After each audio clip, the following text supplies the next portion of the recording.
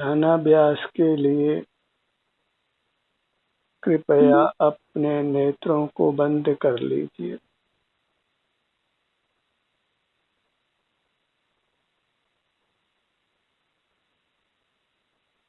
इंद्रियों से ज्ञान नहीं करना है, मन से विचार नहीं करना है और मस्तिष्क से बुद्धि का कुछ भी व्यवसाय नहीं करना है।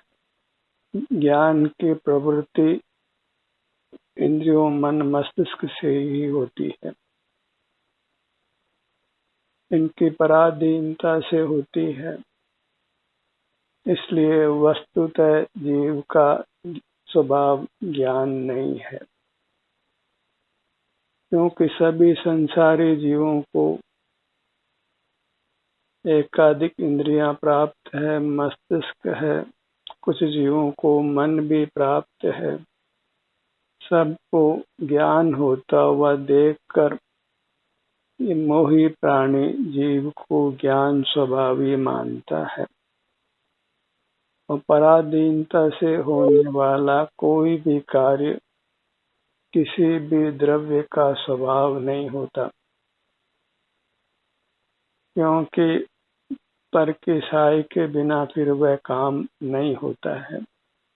जैसे जिनके पास आंखें नहीं है वे नहीं देख सकते हैं, जिनके पास कान नहीं है वे नहीं सुन सकते हैं, जिनके पास मन नहीं है वे विचार नहीं कर सकते।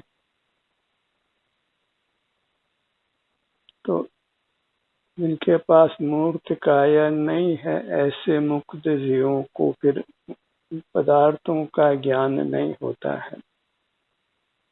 इसलिए जाना जाता है कि जीव का स्वभाव ज्ञान नहीं है। भले ही सारा पंडित वर्ग, साधु वर्ग जीव को ज्ञान स्वभावी मानता हो, पदार्थों को देखने जानने से ही उनके प्रति राग द्वेष होता है, आकुलता होती है और कर्मों का बंध होता है। और देखना जानना स्वभाव हो तो उनसे कर्मों का बंध नहीं होना चाहिए। फिर इंद्रिय ज्ञान का निरोध भी नहीं करना चाहिए, इंद्रिय जय की बात भी नहीं करना चाहिए। और ज्ञान की प्रवृत्ति तो इंद्रियों से ही होती है। मन भी एक इंद्रिय है और मस्तिष्क भी मूर्त होने से उसको भी इंद्रिय जानो। सकल ज्ञान इंद्रियों के माध्यम से होता हुआ इंद्रिय ज्ञान नाम पाता है। और जो निंद है वह जीव का स्वभाव कैसे हो सकता है? जीव का स्वभाव वास्तव में अनुभूति है, अनुभव सुख का होता है। इसलिए वास्तव में सब जीव अनुभूति स्वरूप है, अपने स्वभाव से, शुद्ध स्वभाव से, ज्ञान स्वरूप नहीं है। मोक्ष मार्ग इस कलिकाल में लुप्त ही रहा है। सभी जीव अपने को ज्ञान स्वभाव मानकर इंद्रिय ज्ञान में रहते हैं, इंद्रिय ज्ञान का निरोध नहीं करते।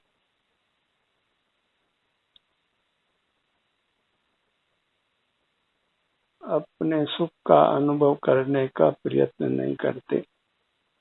जबकि अपने को ज्ञान स्वभाव नहीं माना जाए, बाह्य पदार्थों को देखना जानना बंद किया जाए, तो जीव का शुद्ध अनुभूति स्वरूप प्रकट होता है। वह अपना ही अनुभव करता है। अनुभव सुख का होता है और सुख ही विभाव परिणति दुख है, और जीव सुख दुख के बिना कभी भी नहीं है। बस इंद्रिय ज्ञान में वैश्विक सुख दुख होता हुआ संसार उत्पन्न करता है, और इंद्रिय ज्ञान का निरोध करने पर अपने आभ्यंतर शरीर के सुख दुख का अनुभव होता है, जिससे जीव कर्मों के बंधन से छूटकर मुक्त होता है। मोक्ष मार्ग के दुर्लभता का एक ही कारण है कि जीव अपने को ज्ञान स्वभावी मानता है और फिर ज्ञान में ही निरंतर लगा रहता है, अपना अनुभव नहीं करता है और अपने अनुभव को भी ज्ञान से ही होना मानता है। और अनुभव अगर इंद्रिय ज्ञान से हो तो फिर मोक्ष मार्ग भी इंद्रिय ज्ञान रूप होगा।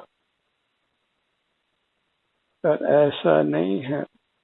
जो शरीर में सुख दुख की दशा का अनुभव होता है उसको किसी इंद्रिय ज्ञान की आवश्यकता नहीं होती। जब पेट में दर्द होता है तो कुछ ज्ञान नहीं करना पड़ता है, दर्द का अनुभव होता है। दर्द मिट जाता है तो आराम की स्थिति का अनुभव होता है, स्वतः ही कुछ ज्ञान नहीं करना पड़ता है। तो जीव को अनुभूति स्वरूप निर्णित कर लिया जाए तो फिर मोक्ष मार्ग सुलभ हो जाता है, संसार को मिटाना सरल हो जाता है। पर इसके लिए कुछ साहस की आवश्यकता है, कुछ जगत से भिन्न पड़ने की आवश्यकता है, कुछ भेड़ चाल छोड़ने की आवश्यकता होती है। हर संप्रदाय के व्यक्ति अपने संप्रदाय से बंध कर जीते हैं, अपना स्वतंत्र चिंतन नहीं करते, देखा देखी के मार्ग को ही अपनाते हैं, कुछ युक्ति का अनुभव का प्रयोग नहीं करते हैं। प्रथम ही अपने संप्रदाय के उपदेश को, ग्रंथों को सही मानकर आगे बढ़ते हैं और जब किसी भी मार्ग को श्रद्धा दी जाए तो फिर उसका दोष दिखाई नहीं पड़ता है। जब हम किसी के प्रति भी कोई श्रद्धा का भाव नहीं रखकर विवेक से निर्णय करते हैं, युक्ति से निर्णय करते हैं, अनुभव से निर्णय करते हैं, तो ही सही मार्ग की प्राप्ति होती है। इसलिए पहले ही किसी भी मार्ग के प्रति श्रद्धा स्थापित मत करिए, युक्ति से, अनुभव से ही समीचीन निर्णय को प्राप्त करिए। और केवल युक्ति से भी मार्ग नहीं मिलता है, मार्ग तो अपने स्वभाव से मिलता है और अपना स्वभाव अनुभूति है, स्वानुभूति है। अपने भीतर होने वाले सुख दुख का अनुभव वेदन करने रूप है। स्वभाव से ही स्वभाव की प्राप्ति होती। तो अपने को अनुभूति स्वरूप भगवान माने। भगवान भी अपने सुख का ही अनुभव करते हैं, वही वास्तव में हमारा भी शुद्ध स्वरूप है। तो जगत का देखना जानना छोड़कर अपने अनुभव रूप प्रवृत्ति करें। और नेत्रों से तो जगत ही देखा जाना जाता है, इसलिए नेत्रों को बंद रखें और सिर से पांव तक अपना स्वरूप हमें अनुभव में आता है, क्योंकि यहाँ आराम या वेदना की स्थिति सर्वांग में पाई जाती है। या तो शरीर में वेदना है या वेदना नहीं। वेदना नहीं है तो हम अपने आप को स्वस्थ मानते, सुखी मानते हैं। तो अपने शरीर में जो भी सुख दुख की दशा है, मूर्त शरीर में तो सुख दुख होता नहीं है, उसी के भीतर हमारा अमूर्त शरीर है, उसी में सुख दुख होता है। उसी के अनुभव रूप यदि हम रहते हैं तो फिर सकल मूर्त कर्मों के बंधन से छूटकर, जन्म मरण से छूटकर हम परमात्मा हो जाते हैं। बोधि को, मोक्ष मार्ग को दुर्लभ माना गया है और दुर्लभता यही है कि सब जीव ज्ञान को उत्तम मानते हैं, ज्ञान का निरोध नहीं करते। ज्ञान में ज्ञान की हेयता भाषित हो जाना तो उस ज्ञान को सम्यक ज्ञान कहते हैं, और ज्ञान में ज्ञान को उपादेय माना जाए तो उस ज्ञान को मिथ्या ज्ञान कहते हैं। यही मिथ्या ज्ञान और सम्यक ज्ञान की यथार्थ परिभाषा है। जैसे शुभोपयोग को कोई अच्छा माने तो उसको मिथ्या ज्ञान कहते हैं, और शुभोपयोग भी बहिर्मुख होने से उसको हे जाने तो उसको सम्यक ज्ञान कहते हैं। शुभोपयोग में शुभोपयोग को बुरा जाना जाता है। ऐसे ही ज्ञान में ज्ञान को बुरा जान करके जीव अनुभव का प्रयत्न करता है। इतनी बात तो हमको समझना ही होगी, क्योंकि इसको समझे बिना हम इंद्रिय ज्ञान का निरोध करने में समर्थ नहीं हो सकते, और इंद्रिय ज्ञान का निरोध किए बिना आत्म ध्यान नहीं होता, अपने अनुभव का यत्न नहीं होता, फिर हम अपने अनुभूति स्वरूप को, अनुभव स्वरूप को प्रकट नहीं कर सकते, और बिना अनुभव के मोक्ष मार्ग नहीं बनता है, मोक्ष नहीं होता है। तो वेद विज्ञान से ही मार्ग की प्राप्ति होती है। स्वपर का वेद विज्ञान, सिर से पांव तक ये अमूर्त काया ये मैं हूँ, इसके अलावा सब पर है, और पर के आश्रय से संसार बनता है। फिर पर परमात्मा क्यों ना हो, सारा जगत परमात्मा का, पर परमात्मा के आलम्बन से मोक्ष मार्ग पाना चाहता है।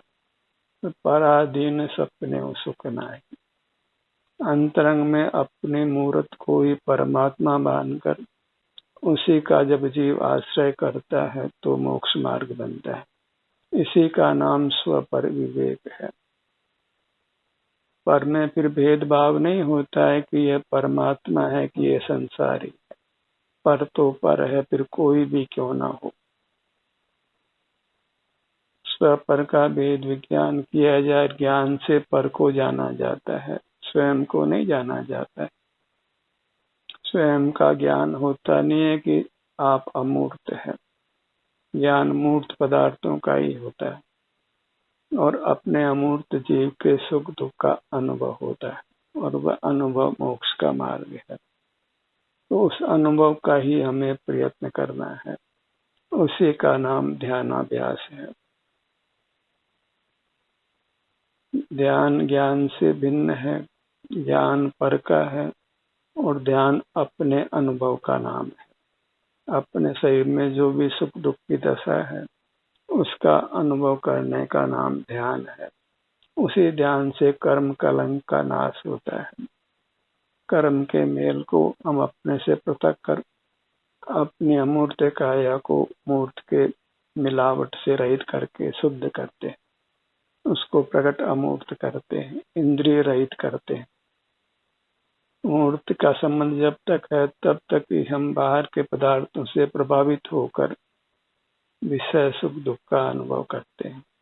कटना जलना मरना सब मूर्त काया के संबंध से है, और जब मूर्त पदार्थों को देखना जानना बंद करते हैं, माने ज्ञान का व्यवसाय बंद करते हैं, तो फिर हम मूर्त से नहीं बंधते हैं। और ज्ञान का व्यवसाय बंद करने पर हम अपना अनुभव करते हैं, या अपना अनुभव स्वतः होता है, और वह हमारा स्वरूप प्रकट हो जाता है।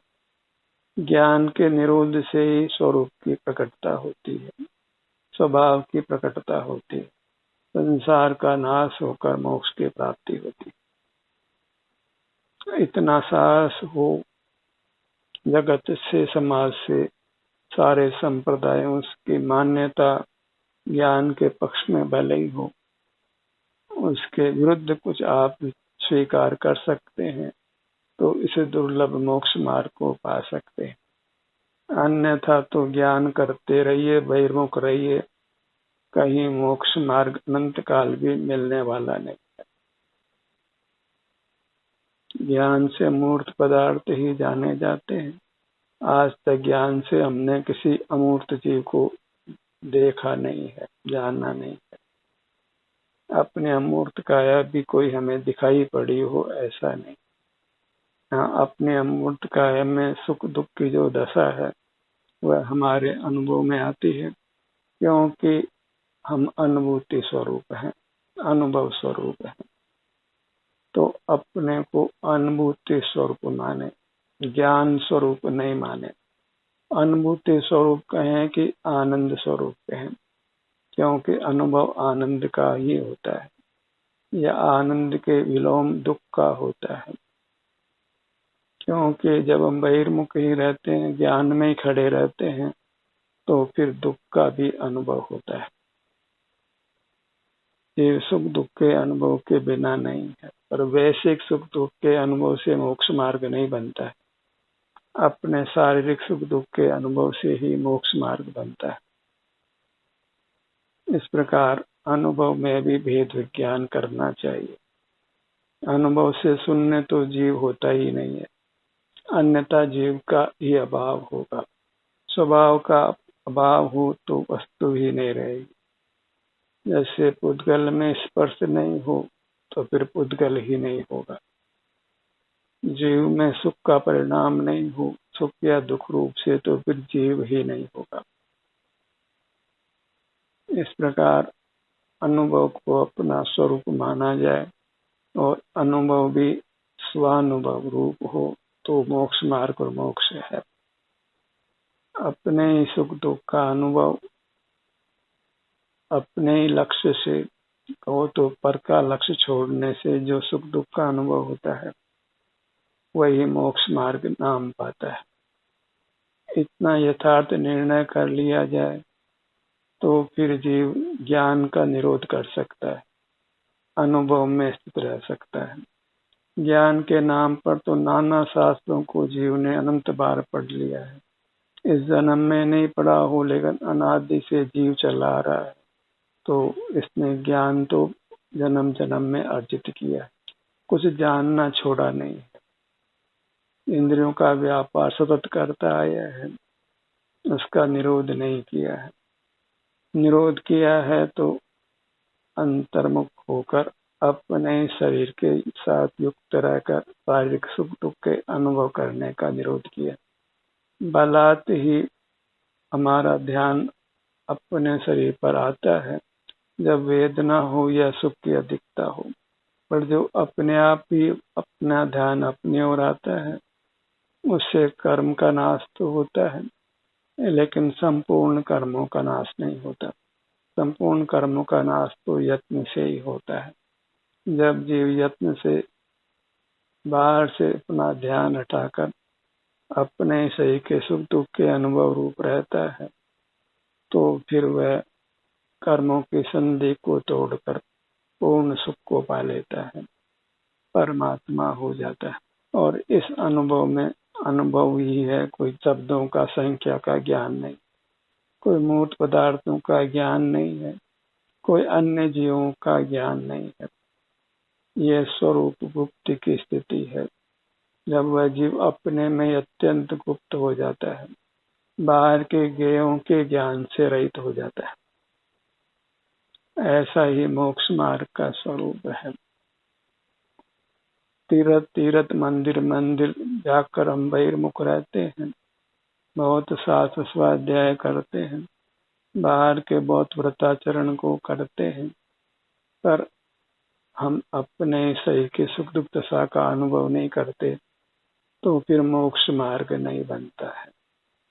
इस जीव ने बहिर्मुख रहकर अनंत बार आगम पढ़ा है, व्रताचरण भी अनंत बार किया है, किंतु अपना अनुभव मोक्ष का मार्ग यह जाना नहीं है। और अपना अनुभव तो अपने शरीर में होने वाले सुख दुख का अनुभव है और कोई अनुभव का प्रकार नहीं, क्योंकि अमूर्त जीव का ज्ञान नहीं होता। अमूर्त आत्म प्रदेशों का न ज्ञान होता है न अनुभव होता है। अनुभव तो सुख दुख का होता है और सुख दुख के अनुभव से ही हमें अपनी प्रतीति होती है, और वह प्रतीति भी वास्तव में विकल्प रूप है और हमें कुछ भी विकल्प नहीं करना। अपने में होने वाले सुख दुख के अनुभव रूप रहना है। सिर से पांव तक जो भी सुख दुख की दशा है उसी का संवेदन अनुभव करते हुए रहना है। और ऐसा यदि हम कर लेते हैं तो वीतराग होकर निर्विकल्प होकर सकल कर्मों का नाश कर हम परमात्मा हो जाते हैं। ये एक सैद्धांतिक पक्ष है जो प्रायोगिक पक्ष में आने से पहले जान लिया जाए तो फिर हम निशंक होकर उसका प्रयोग कर सकते। लोक में भी ऐसा ही होता है कि अल्पाधिक थियोरेटिकल ज्ञान कराकर फिर उसको उसके प्रयोग में उतारा जाता है। तो हमको जो सैद्धांतिक ज्ञान चाहिए वह इतना ही है कि हम ज्ञान स्वभावी नहीं है, हम आनंद स्वभावी। और अभी आनंद की प्रकटता नहीं है क्योंकि कर्म का संबंध है, और जब अंतर्मुख होते हैं तो कर्म का संबंध मिटता है और आनंद हमारा जो स्वरूप है वह प्रकट होने लगता है। आनंद कहें, शांति कहें, सुख कहें, निराकुलता कहें, ये सब पर्यायवाची शब्द हैं। कोई आनंद में, सुख में भेद करता है, निराकुलता में भेद करता है, पर वह सब शब्द म्लेच्छ होना है। हमें सुख मिले, आनंद मिले, निराकुलता मिले, सब एक अर्थक है। इससे शब्दों से कुछ अंतर पड़ता नहीं। और बाहर का जो लक्ष्य में जो विषय सुख होता है, कि विषय का आनंद होता है, वह सब ज्ञान से होने वाला परिणाम है। तो सब जैसे ज्ञान की निंदता है, ऐसे विषय सुख दुख की भी निंदता है। तो विषयों का लक्ष्य छोड़ना है, माने ज्ञान को ही छोड़ना है, वैसे सुख दुख को ही छोड़ना है। तब स्वतः ही हमको अपने शरीर में होने वाले सुख दुख का अनुभव होने लगता है और मोक्ष मार्ग बन जाता है और हम मोक्ष को पा लेते हैं। ऐसा सैद्धांतिक निर्णय होने पर फिर जीव स्वतः ही अंतर्मुख रहने का प्रयत्न करता है। बाहर के ज्ञान में उसका उत्साह समाप्त हो जाता है, बाहर के पर पदार्थों में हित बुद्धि छूट जाती, और जो देव शास्त्र गुरु बाहर हैं उनके प्रति भी श्रद्धा का भाव नहीं रहता है। श्रद्धा जब अपने में होती है तो फिर पर में नहीं होती। और मोक्ष मार्ग अपनी श्रद्धा करने रूप है, अपनी महिमा करने रूप है।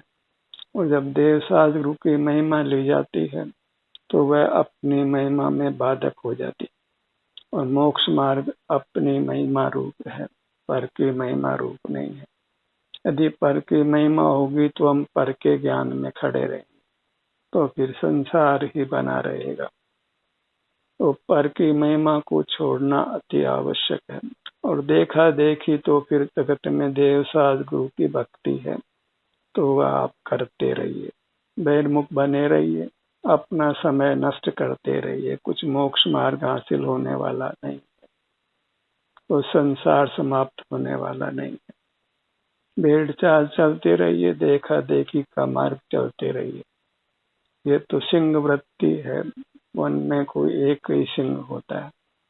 ऐसे लोक में कुछ विरल जीव भी ज्ञान का व्यवसाय छोड़कर अपने अनुभव में, निर्विकल्प अनुभव में प्रवृत्त होते हैं।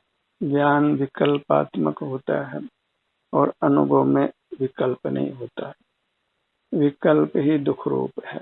कुछ न कुछ ज्ञान में चलता रहता है, कुछ न कुछ विकल्प होता रहता है, और ये उसके साथ आकुलता का अनुभव करता ही रहता है, अपने सुख का अनुभव नहीं कर पाता।